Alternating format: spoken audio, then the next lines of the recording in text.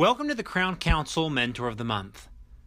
This year, our Mentor of the Month presentations will focus on practice fundamentals. Fundamentals are the most essential part of a business. They serve as the groundwork for success and need to be reviewed and re-reviewed no matter where you are in the timeline of your career. Coach Vince Lombardi once said that football is two things. It's blocking and tackling. I don't care about formations or new offenses or tricks on defense. You block and you tackle better than the team you're playing, you win. This year's Mentor of the Month interviews will review business fundamentals. They are the blocking and tackling of business success. Please enjoy now this 2017 Mentor of the Month presentation. Welcome to the Crown Council Mentor of the Month. This is Steve Anderson, and I'm excited to be with one of our great resource partners in the Crown Council and a longtime mentor for us, Barbra Freet with Human Resource Advisors. And for those of you that don't know, let me give you just a little bit of background on Barbra.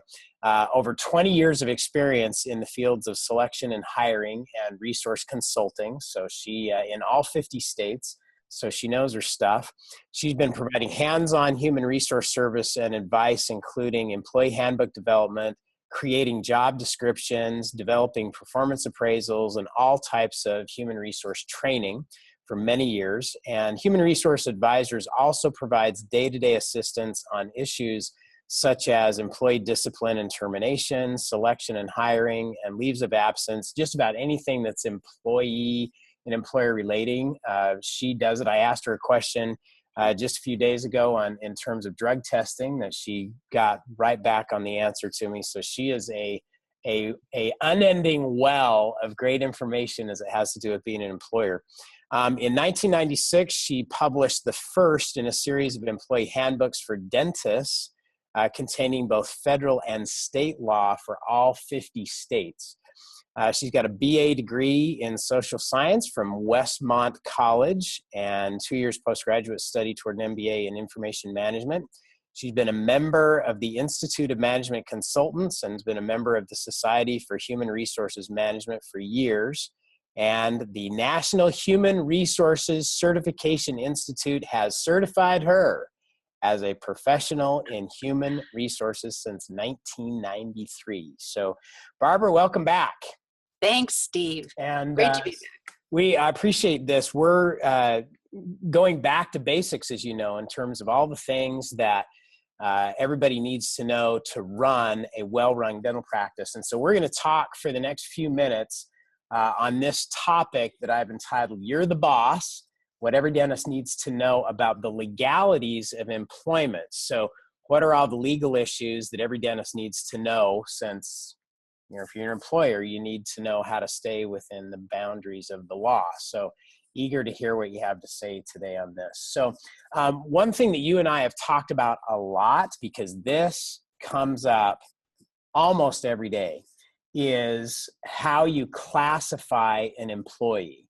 Because there's a lot of confusion on this, and as long as this has been around, even today, it continues to come up of how do you classify your employees. So can you start out by sharing with everybody what that means exactly and what you have to do? I certainly can. It is the top litigated subject in California, for example, but there's two kinds of classifications. The first is whether an employee is an employee or an independent contractor. A lot of people think that they can make that decision themselves, or maybe the person coming to work for them can make that decision and say, I want to be an independent contractor. Well, the IRS is onto that because it's all about the taxes. So the job is either an employee's job or an independent contractor's job, and here's one of the ways to tell the difference. If the person does the core business of the employer, they're probably an employee. So, for example, somebody that doesn't do the core business is me, an HR person or an IT person or maybe an accounting person. Those people do ancillary services, and those are the people that are true independent contractors. Could also be a dentist who has kind of gone into business for him or herself, relieving dentists who are on vacation or medical leave or things like that. If that dentist goes around to different dental offices, they could be considered an independent contractor. But associates are not independent contractors unless they own their own business, and that's rare. So associates and hygienists and other people are not independent contractors. Got it. They are employees. And I think there's case law around that. Wasn't there a significant yes. case recently in California where a dentist who was operating as an independent contractor was deemed an employee? Wasn't that correct? There are a lot of those, and they're cropping up. Most dental offices think they're too small to be noticed, and that's not true. Got it. Okay, so that's the first classification. Now move on, because there's more. There is certainly more. The biggest issue is about whether or not a position is classified as exempt, meaning exempt from wage and hour law, or non-exempt, meaning not exempt from wage and hour law. Yeah. All the positions in a dental office are non-exempt based on the functions of the job, not the title, not how you pay somebody, but they're all non-exempt with the exception of the dentist and the associate, and sometimes the practice administrator or office manager can be exempt. It's about the duties of the job. Okay, now you're going to have to, for all of us that are not HR guys, you got to dumb that down a little bit. Okay. Which means that they are not exempt from being paid hourly wages. Well, correct? No, it isn't how they're paid. That you can be a salaried non-exempt person. Okay. The problem is that you have to pay overtime. So in most of the states of the country, people are paid overtime if they work over 40 hours a week, which in a lot of dental offices, that doesn't happen. But in California, Nevada, and Alaska, we have the 8-hour-a-day rule, which means that if somebody works over 8 hours a day, they are paid overtime. What gets a lot of dental offices in California particularly in trouble is that they've been paying their hygienists on a per diem basis. And they may pay $4.50 or whatever the number is. And the hygienist comes in, she does the patients, she leaves, keeps no time records. And one of my clients recently was sued for two things. First, because the hygienist had worked a 9-hour day, every day for 3 or 4 days. So she was owed an hour of overtime, but the dentist said, no, she took a lunch, an hour lunch. She didn't keep track of her hour lunch. So she was paid an hour of overtime going back for 3 years. So you really have to watch this classification thing. And there was a dental management guy out there, Steve, that told all of his clients, oh, just make everybody salaried and solve your problem. That does not solve the problem. So what you're saying is I can pay him per diem, I can pay him a salary, but at the end of the day, everybody needs to clock in and clock out. Well, not the exempt people. So right, the dentist for non-exempt, which is everybody non-exempt. in the Correct. Right. So, that's right. They have to clock in and clock out, and they in states like California, they have to clock out for lunch and clock back in again. And writing 8 hours on a piece of paper is not clocking in and out. Dentrix, EagleSoft, all the software programs have timekeeping parts to them, but you have to monitor the timekeeping. So that's the important thing. First, you classify them as exempt and non-exempt, and go from there. All right. So in short, if a fellow dentist says to a Crown Council member, oh, I don't have to worry about that, I just pay everybody a salary, and they're not doing a time clock, they're potentially in some trouble. Exactly. They probably will be if they're in California, but everywhere else, people that are non-exempt are paid based on the hours they work. People who are exempt are paid a salary because they're paid based on the job they do, not the hours they work. So it's a different mindset. All right. So biggest takeaway here is, with very, very few exceptions, just about everybody on the team needs to be keeping their time. Correct. And then you need to check with your local state in terms of whether you owe overtime or whatever, depending on what your state law is. Yeah. And we can sure help with that part. Perfect. Okay. Any other classification issues? No, we can talk a few minutes about timekeeping if you want. You brought it up, so let's talk about it. Okay. The Fair Labor Standards Act commonly known as the FLSA, is the granddaddy of all wage and hour law. It's passed in 1937, covers almost all the states. A number of states have their own wage and hour laws, of course, California being one of them. But it says, among other things, that owners of a practice, office managers, and even bookkeepers can be personally liable for making illegal pay-related decisions. So that's why it's so important that your team members do record time correctly. It also means don't tell people that they can work off the clock, meaning if you come in and, I'll give you a gift card if you come in on the weekend or something like that. Don't do that stuff. It has to do with people either working off the clock or working on the weekends for a flat fee, for example. Sometimes it's all on the doctor when there are no breaks in the patient schedule and the whole day is right minute to minute. You can't prove that your employees have an opportunity to take a break. Working through lunch is another one, particularly in California.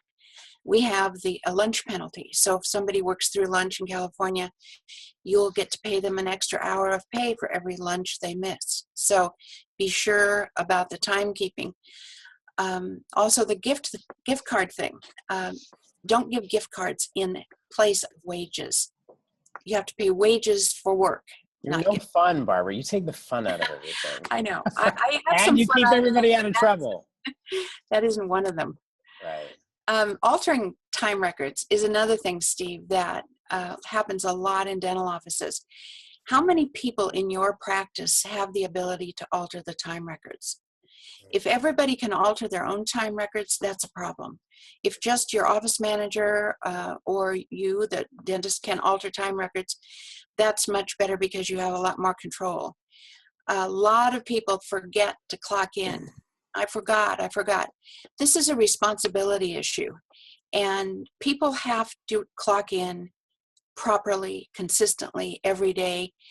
If you are not monitoring your time records, theft of time is theft. That's what it is. It's theft.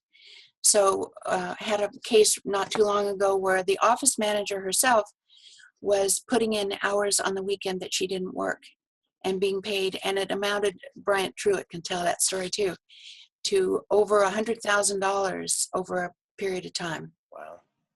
Yeah, very expensive. So, and if these kinds of practices, no lunch and working through lunch, are condoned by the doctor can be absolutely personally liable. Right, that's a wake-up call. Right? Okay, so proper timekeeping, and like you've said, there's plenty of technology out there that allows you to do it right in the practice management software, so it shouldn't be a deal. So do you recommend that the dentist review the time sheet daily, weekly? How frequent? Daily is probably a bit much, but certainly every week, every pay period, you should look at the time records, and your staff should know that you're looking. And you can see patterns, people that are absent Mondays or Fridays, people that don't clock in. You can count the number of times time records are altered also in most of those systems. And if you have people altering time records a lot, you have a problem. And it needs to be a disciplinary one because it can also be very, very costly. So when people say they forget and there's a pattern of forgetting, it's a time to sit down and have a little disciplinary conversation. Okay, so can we talk about the discipline? Because there would be some who would say, fine, if you don't clock in, you forgot, you don't get paid. You get paid for that time. No, I'm sure that's not legal either, is it? That isn't legal.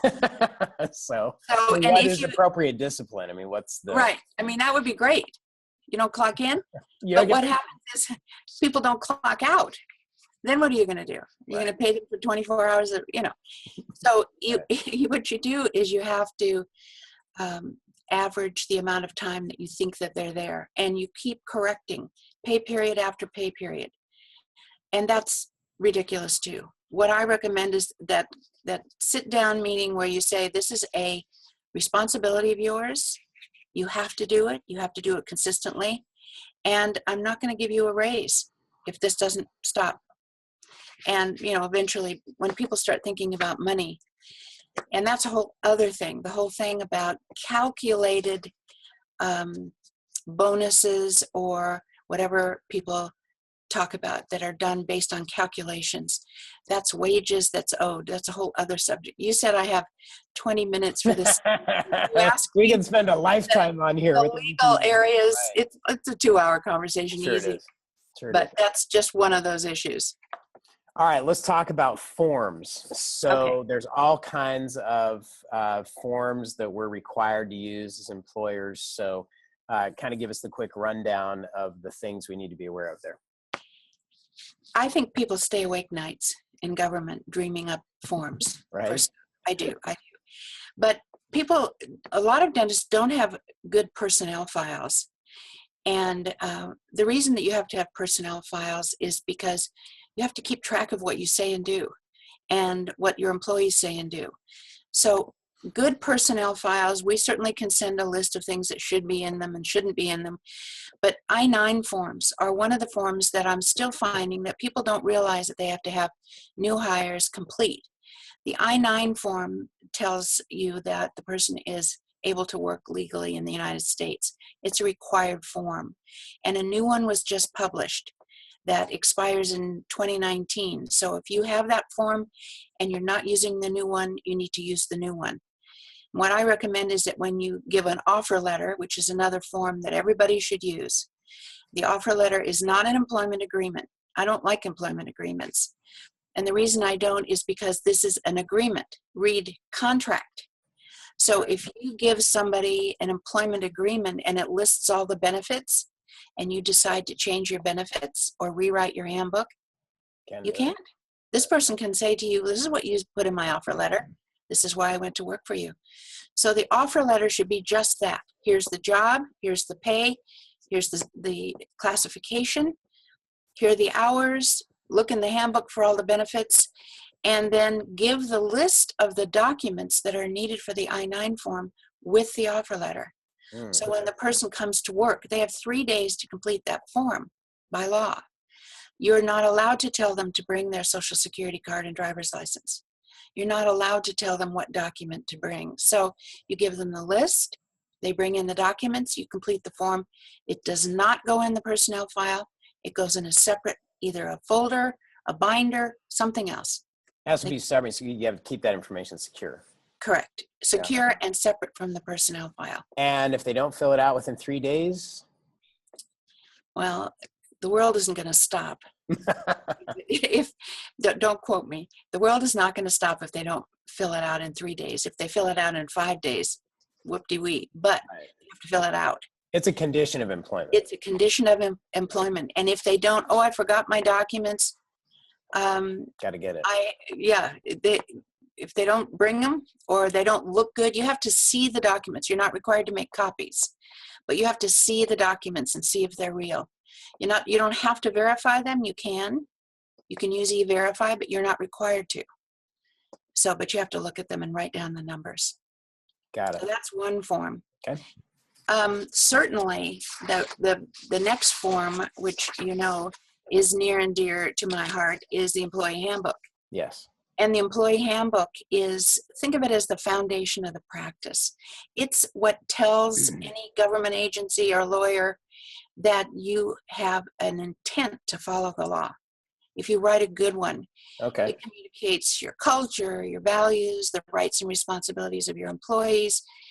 But best of all, Steve, I hear that it tells employees that you're organized. Yeah. That you take seriously your job as an employer, not just, come on and work for me. Right. Some handbooks are put on the shelf never to be seen again, but the handbook will guide anybody making management decisions and keep you consistent.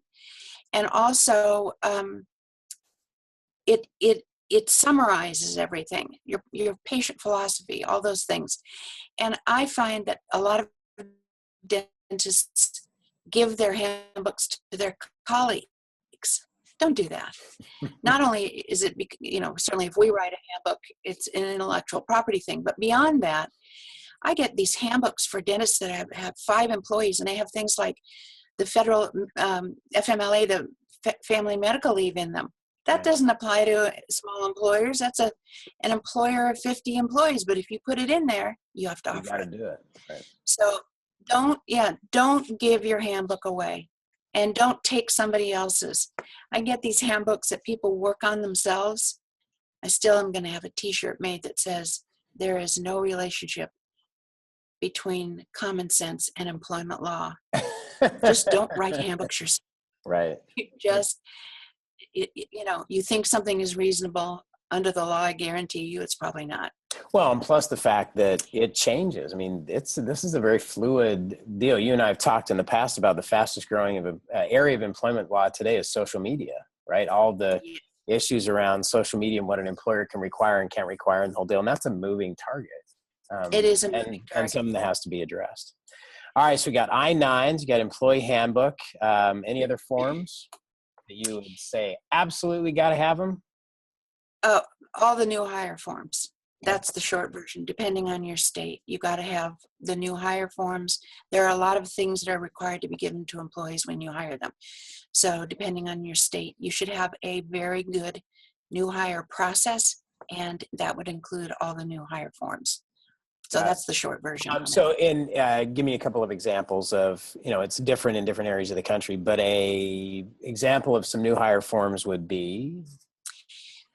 Some of the brochures in California, for example, we're required to give the sexual harassment brochure and a separate sign-off sexual harassment policy statement. So you're required to have those. Other things like in New Jersey and California and some of the other states now have paid family leave. Well, you have a brochure to give people to acquaint them with this benefit that they get. Some states have state disability insurance. That's another pamphlet. So there's lots of information, plus the offer letter and things that are particular to the practice. All right. So, and that varies from state to state. Right. Employment law is different. So that brings us to the next question, which is the importance. Is it important that every employer, dentist, has an employment attorney? Not just an attorney, an employment attorney. Well, I work with two really good employment attorneys, and they certainly have mentored me and watch over me and my clients.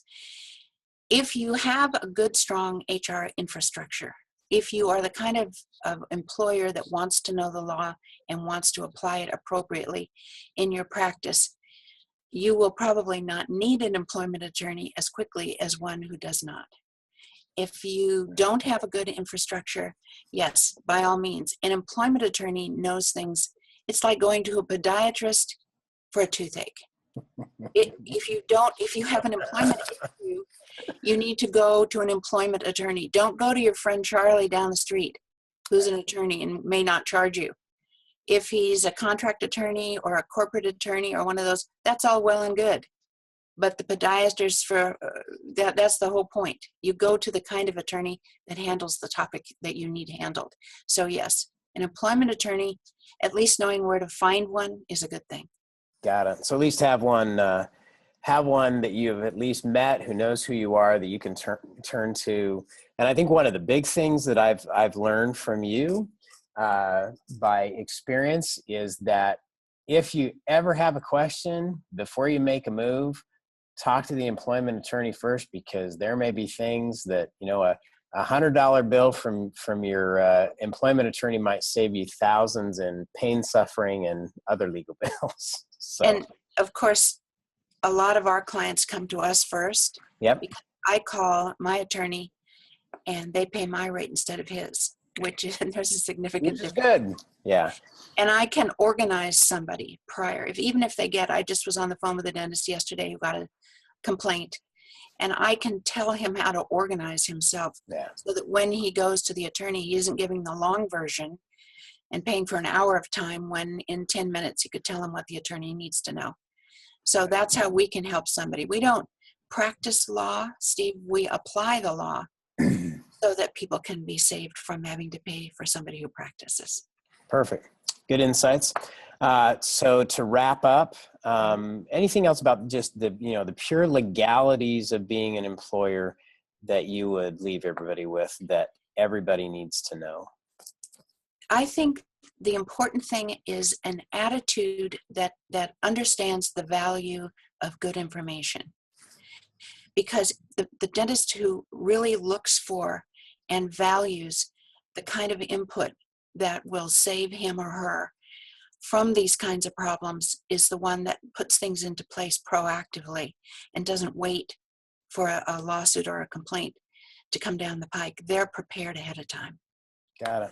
Preparation will solve a lot of problems. I agree. All right. As always, Barbara, if you will give everybody the Barbra Freet hotline number, Okay. because I know you're always available to help with any employment questions, as well as if people have questions about their own employee handbook or lack thereof. Right. They can find you at? They can find us. Our website is humanresourceadvisors.com. My email is Barbara, Barbara, at advisors.net. And our phone number is 925-310-4824. And yes, and we give Crown Council members and TOPS clients a discount. Very good. So when we serve, but not a discount on the quality of your information. No, just a discount on the cost. Perfect. That's great. All right, Barbara, as always, thank you for sharing your great wisdom on the legalities of employment and keeping us all out of trouble. We appreciate you being our Mentor of the Month, and for all your great wisdom and everything you do for us. Thank you so much, Steve. Thanks for having me.